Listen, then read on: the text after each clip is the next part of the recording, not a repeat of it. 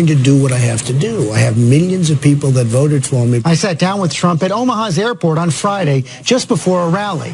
And I began by asking him what he plans to tell Paul Ryan when they meet face-to-face on Thursday. I'm going to say, look, this is what the people want. I just don't understand why he didn't. You know, most people have come out in favor. We've gotten tremendous endorsements over the last short period of time.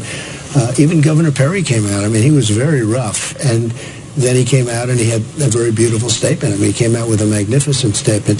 Look, I've had so much support. I've had support from all the people that Paul Ryan works with. I mean, you see all the congressmen that are coming forward. They're coming forward in waves right now, and I'm actually a little surprised that it's happening this quickly. And just about I mean, I understand why a Jeb Bush or a Lindsey Graham, who I don't even care if he supports. I mean, I was rough with him, and I beat him badly. I mean, 48-2 in his own state.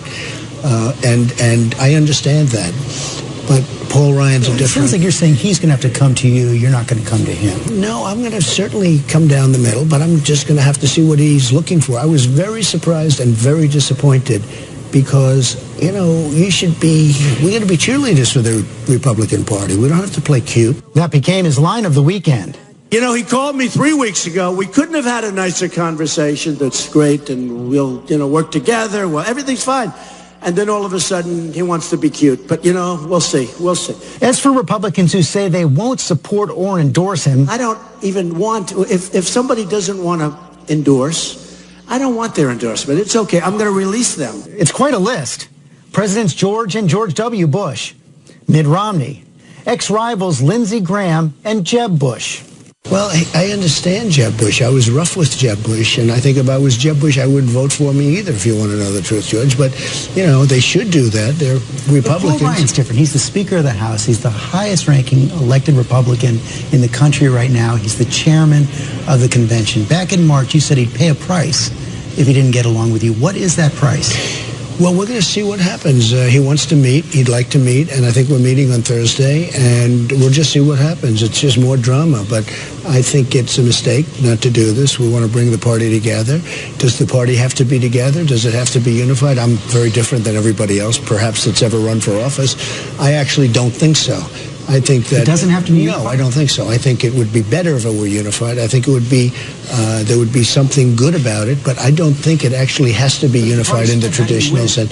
I'm going to do what I have to do. I have millions of people that voted for me because I have strong borders, because I want strong trade. I want good trade.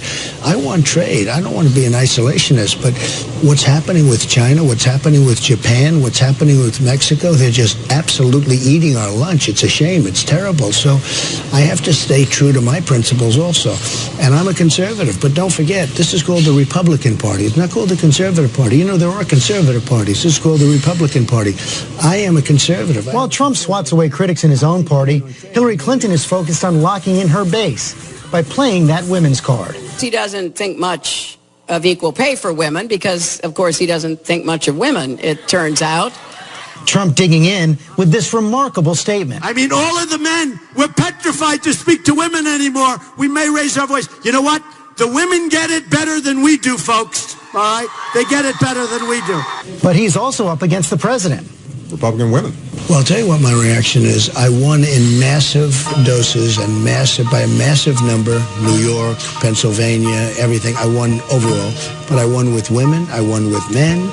I won with older. I won with soldiers. I won with highly educated, not so highly educated. I won with everybody. So you're not worried about Obama out there campaigning against you? You know what? Once we start, I think it's going to be good. Hillary Clinton, the only thing she's got going, she plays the woman card 100%. I saw her in a speech. Well, Donald Trump spoke a little bit harshly to Megyn Kelly. Well, Megyn Kelly was really terrific. She called me and came up to my office. She wanted to make peace. And we did. We did. I mean, it was very nice. Some of the stuff is said as an entertainer because I have The Apprentice, or some of it was said in fun with certain shows like Howard Stern, who's a friend of mine. And I'll tell you what. So you're not worried about the tapes of that coming back? It comes back. I mean, look, what am I going to do? Everyone else thinks it.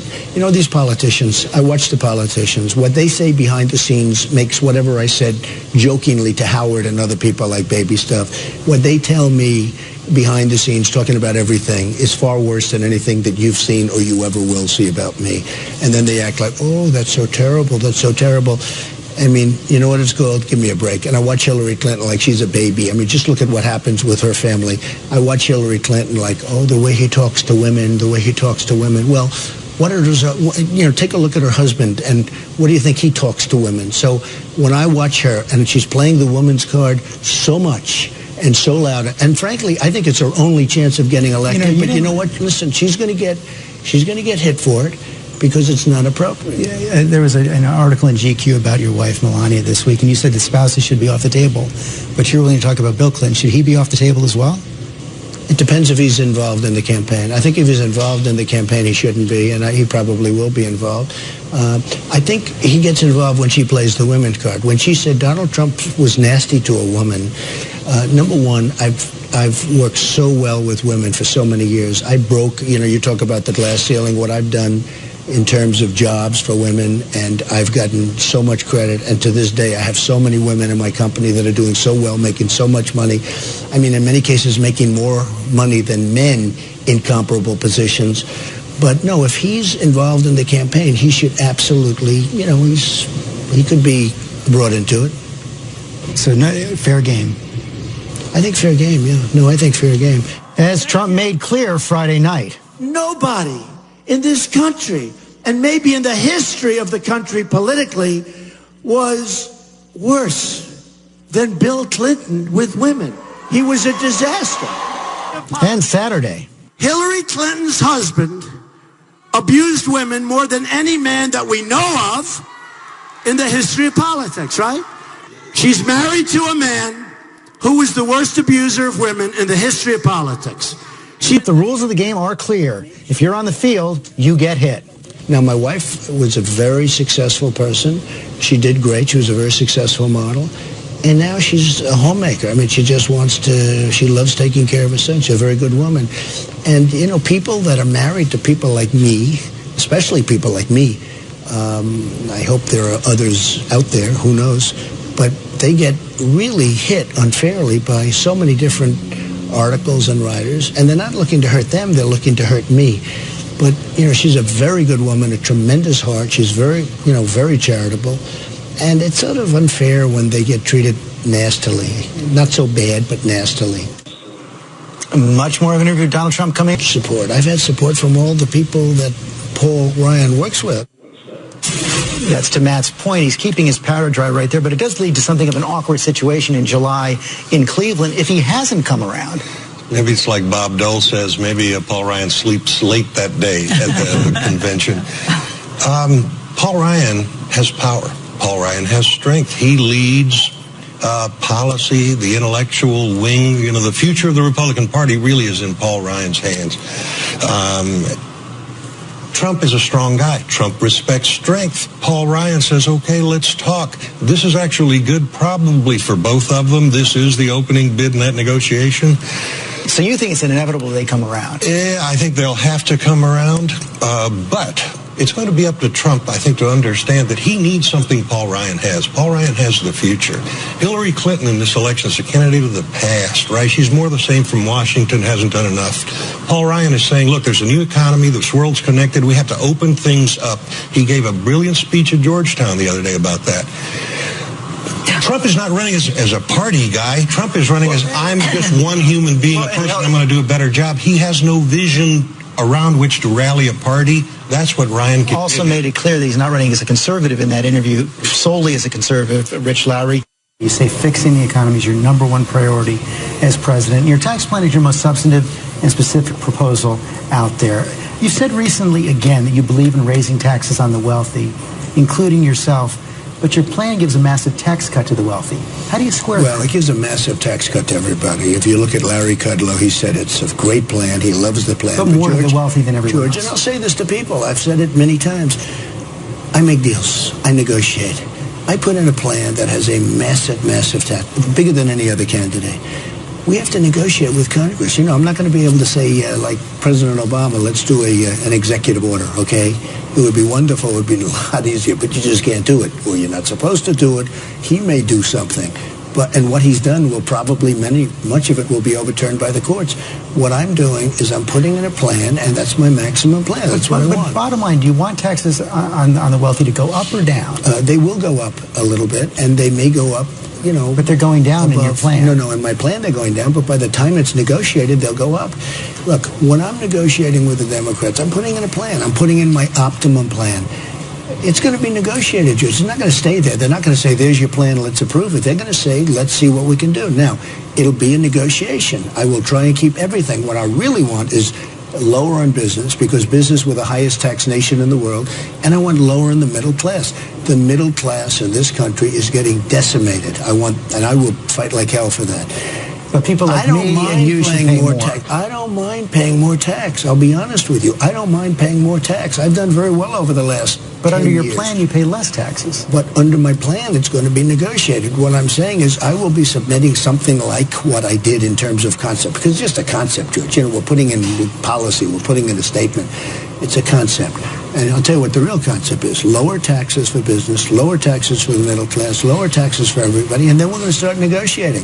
So if I want to get lower taxes, which is very important to me, I'm not going to put in high taxes, and I'm not even going to put in what I necessarily want. I'm going to put in lower than I want, and we're going to negotiate. But in the end, will someone like me or Donald Trump pay more under your tax I have plan? a feeling we may pay some more, but I'll tell you, the middle class is going to pay a lot less.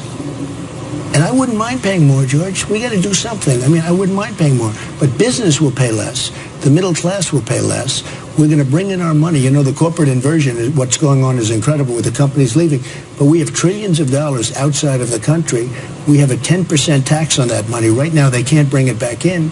And by not bringing it back in, George, that's a disaster. So that's something you're willing to negotiate with the Democrats, even though you're calling for... No, but that, on the money, on the trillions that are out there... No, on the taxes on the wealthy, agrees. you're saying you're willing to pay more. I am willing to pay more, and you know what? Wealthy are willing to pay more. We've had a very good run. We hear all about Obama. We've had a very good run. So that would be a big change from your plan. No, it's not a change, George. It's a negotiation. Remember this. If I could get my plan approved the way it is now, I'd be very happy. It's not going to happen because we have a lot of people that are going to be negotiating this, and they don't do very well. The world, if you look at the United States with tax plans, not a lot happens. It just sort of stays the same. It's a big quagmire. One of the things I'm getting is big simplification. We're getting the lower rates. We're getting a lot of things, but we're getting massive simplification. We're getting rid of carried interest, which is, not going to make hedge fund people happy. But those people are actually going to be paying less taxes under your plan because even though you're getting rid of the loophole, you're taxing it as regular income. We're getting rid of a loophole. Yeah, but George, it's going to go down from 23 to 15%. George, by the time it gets negotiated, it's going to be a different plan. And I like to have my cards on the table. We're going to submit the optimum. That's what I'd like to get. We'll fight for it. But from a practical standpoint, it's going to get renegotiated. And in my opinion, the taxes for the rich will go up somewhat. Minimum wage. All through the primaries, you're against an increase. Now you're saying you're looking at it. So what's your bottom line? Well, I am looking at it, and I haven't decided in terms of numbers, but I think people have to get more. But that's a change from where you were during the primaries. It's a change. I'm allowed to change. You need flexibility, George, whether it's a tax plan where you're going to negotiate, but we're going to come up with something. But my real minimum wage is going to be, I'm going to bring companies back into this country, and they're going to make a lot more than the $15 even. They're going to make a lot more than that. That's what I want to do. Let's talk about that. George, I've gone all over this country over the last... really more the 8 weeks than ever before. It's last June. And I've gone over and I've seen factories that are just emptied. Beautiful factories, although now they're not so beautiful because they're starting to crumble. But I've seen buildings that used to house thousands and thousands of people, and they're just empty. You could buy them for $2. And you said you want those to come back. Pennsylvania. Carrier, Ford, I want them to Apple, come back. You want them all to come back. Well, I don't want them to leave. And they're not going to leave because we have to use the power of the tariff. We have to use the power of taxation. And if we don't do that, we're very, very Don't foolish. you have to also lead by example? So many of the products in the Donald J. Trump collection are made overseas. Bangladesh, China. But that's because you can't even buy them here. George, I want to buy television sets here. I buy thousands of television sets here. I have a lot of different projects, as you probably have heard. And I buy thousands of sets. I cannot buy a television set in this country. But if you want other companies to make their products in America, shouldn't you make your products in America? They don't make a lot of these products. They don't even make them here anymore. But shouldn't you lead by example? George, I told you, they don't even make this stuff here. When I want to buy... Brooks Brothers does. Well, but they don't make here. they don't make here, not that I see. Now, I make my hats, Make America Great Again. And I said, you must get the hats, because I knew the first question was, where were the hats? People actually grab the hats and they look. Now, I will say this. There are knockoffs from hundreds of companies of them. You know, that hat is a very successful thing. And I see them all the time, all over the place. But I said, I want all of this stuff for the campaign. I want it to be made here. It's made here. And I'm very happy about it. And by the way, the quality of the hat is better than all of the other ones. Isn't that going to be, for President Trump's in the Oval Office, he's got the head of Carrier in there, he's got the head of Apple in the Oval Office, and they're saying back to you, but why aren't you making your products in America? They don't even make the stuff here. It's so hard to get. Why don't I buy certain building materials here? I say, make sure you buy it in the United States. They come back, they don't even sell stuff in So you don't think that undercuts your position? No, I don't think it does at all. And in fact, look, what I want to do and what I'm saying is I want Apple, which has taken a big hit lately, which is sort of interesting, and a lot of people are starting to think why. But I want Apple to make its product in the United States. You know, if you think about it, you save all the shipping. You know, you save a lot of cost by doing it.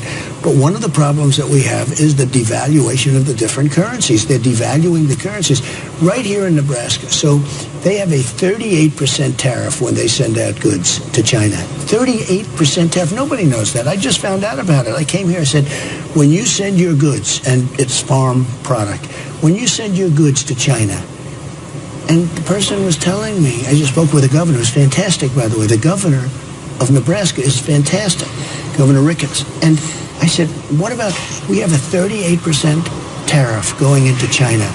And I said to myself, wow, that's like unbelievable. Now, they send, in Japan, it's 38%. And they send their cars over, and you can check, and I guarantee you, it's probably zero. It's usually zero, but it's a very low number.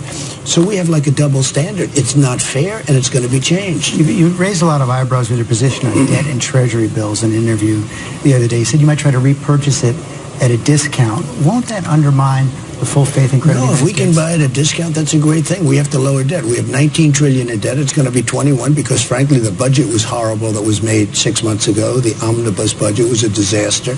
What it does, what it represents. It's going to bring us up to $21 trillion. Who would sell to you at a discount? Look, we have to do two things. I'm a low interest rate person, I believe. Now, if you have inflation, we're going to have to change that theory because you're going to have to stop things, slow things down. But right now, we have low interest rates. We have to rebuild the whole infrastructure of our country. I know the infrastructure. I've really gotten to know it even better now. You go to airports, they're falling down. You go, I mean, look at LaGuardia. You land at LaGuardia. It's an embarrassment. Look at Kennedy. Look at LAX and Newark. These airports. If you try to buy debt back at a discount, interest rates are going to go up. No, you can buy you have debt to borrow back. to pay for you it. buy debt back and you take advantage of certain things. You can, as an example, there are people, large holders. You know, China right now has $1.8 trillion of our debt. Okay, 1.8, and they're cheating us, and they're friends of mine. They're not going to sell it to you at a discount. Okay, no, you never know. You never know. All of a sudden, they have to sell at a discount. You don't know that. At some point, they might want to get out. Maybe they need their money. They might want to get out. When you can do it, when you can take advantage, you do that. But you might want to issue new long-term debt at very low interest rates, and you may want a combination of buy back some debt and rebuild our infrastructure. George, we've spent more than $4 trillion in the Middle East, and our country is going to hell. Let's talk more about the Middle East. In your speech, your foreign policy speech a couple weeks ago, you said you wanted to work closely with our Muslim allies to defeat ISIS. Sure. But don't you push those allies away with your plan to prevent Muslims from coming to the anything, country? you make them stronger toward you. And I've heard that whole thing, if you do the ban. Well, the ban is a temporary ban until we find out what's going on, because you see, hey, the World Trade Center, San Bernardino. We can't go through this. Look at what's happening in Europe. Look at what's happening to Germany. Look at what's happening to Sweden. They have a small section of Sweden which is beyond out of control, all right? We can't be the stupid people anymore. In fact, right here in Nebraska, they're bringing in tremendous numbers of people. Let me put you back in the Oval Office. We don't know who these people are. We don't know where they're coming from. I would stop that immediately. You're in the Oval Office a year from now. President Trump is there. David Cameron, who's criticized proposal, comes to you. Benjamin Netanyahu comes to you. He's criticized the proposal. The leaders of Jordan and Egypt and Turkey come to you and say, we want to help you in the fight against ISIS. We can't do it if that ban is in place. What do you do? I disagree with them. I think it's going to be even better. I think if the ban is in place, they're going to want to show that they're going to... Look, we're not getting any help. If you look at the help, we're not getting help. They keep saying boots on the ground, boots on the ground. They're not fighting. We give them equipment. They run. They drop our equipment. The enemy picks up our equipment. I have a friend whose son has spent years now, numerous terms, over in Iraq. And he's an unbelievable young guy. And I brought him in. I wanted to talk to him about it. They're very dispiritized. And he said the equipment that the American soldiers have is not as good as what the enemy has. I said, how can that be? And they have our equipment. Because the enemy takes over the equipment that the other ones are using, our so-called allies are using, when they drop it and they run. They run for their lives. And the enemy picks up our equipment. 2,000 Humvees that armor-plated, the best in the world, and we have stuff without armor plate, all right? And he said it's really sad when the enemy has our equipment and it's better and newer than the stuff they're using. Roundtable weighs in when we come back. Plus, he won more than $1 million.